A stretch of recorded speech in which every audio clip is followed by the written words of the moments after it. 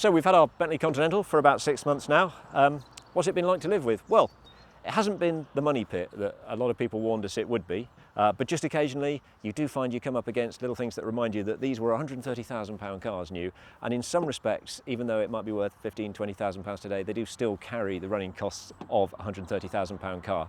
Having said that though, I think we've got off pretty lightly so far. What have we had to do to it? One thing we've had to do at the front end here is, well, a bit of a quick and dirty repair really on the front bumper. When we got the car, it sustained some impact damage, we think from a speed hump or something, and it was a horrible repair, a real bodge with cable ties, and I mean there was even a bit of scrap wood holding this side together with two screws through it. Horrible. So we managed to sort of piece it together a little bit, and we've glued some reinforcing plastic behind it, and we've just left it for now because obviously a Bentley part is going to be prohibitively expensive, and even a second-hand one is over £1,000. But we're looking out for a second-hand part, preferably a black one, that we can just replace this with. So that's something for the future. But for now, it's fine. It looks okay, and it's holding together. And there's no wood involved. Of course, where you can really come unstuck with these cars is under here, and that's where the money does get spent when things go wrong. We've not done so badly though. In terms of actually being let down. We've never actually quite been stranded, but we did have a couple of coil packs fail. The car was running on 10 cylinders, sounded like an old Camaro, right down on power. And of course, the two that failed were the two right at the front here, which you can't get out unless you take the inlet manifold off because they're underneath it. I had my local garage do the job. They were quite happy to tackle it. They've got customers with W12 engines in Audis. They were quite familiar with the job. Only took them about an hour, I think. 2 coil packs, brand new Bentley ones from Intro Car. 12 new plugs while we were at it, and yeah, it all worked out nicely. The car's running perfectly now. While we were at it, we had a full service done as well, oil and filter. Luckily, nothing else to report under here, really. One of the things we always intended to do with this car was to sort out the electric boot, which, as you can see, is no longer electric.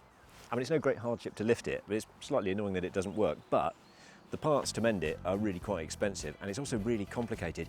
And it's not helped by the fact that someone's done a dodgy repair in the past. It's somehow involved welding the hinge, and I think that's why it doesn't quite sit flush on the right hand side.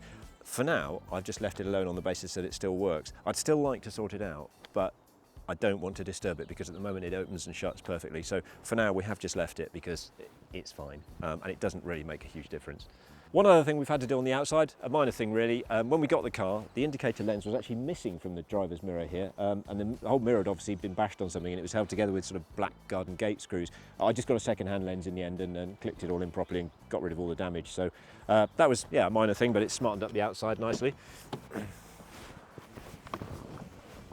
On the inside, it was all in pretty nice condition already, to be honest.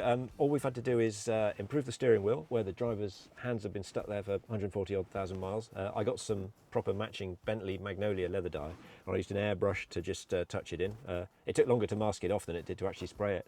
And that's improved the steering wheel, certainly. The rest of it was all pretty good, to be honest. There was a slight chip on the Bentley logo on the shifter. We touched that in with some enamel. And to avoid dismantling the entire console to replace the start-stop button, because the logo had been all chipped away, we just put a neat little sticker over the top of it, which has smartened it up no end. And that was all we had to do in here, really. It's nice in here. So how's she driving? Well, let's find out.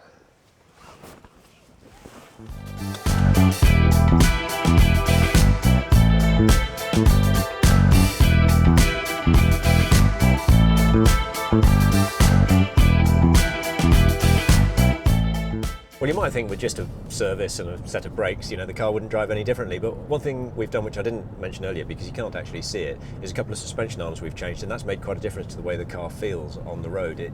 It's not cling at low speeds, and it just feels a bit more precise and generally more solid.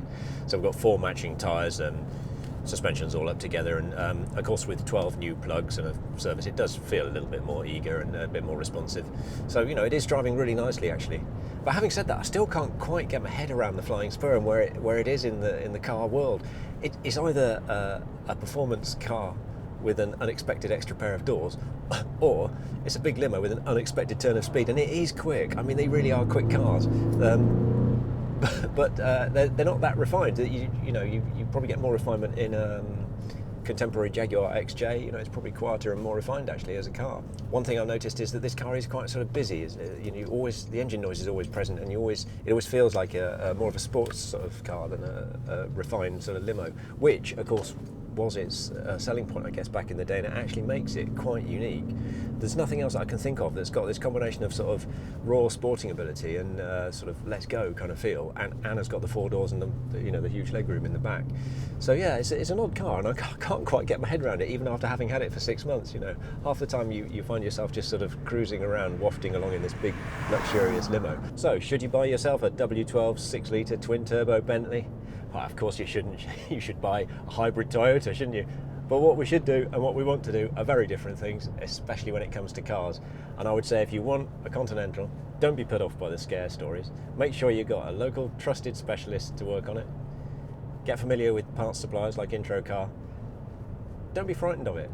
Go into it with an open mind. Don't expect it to be cheap. But, it doesn't have to be a wallet pit either. That's what we've found out.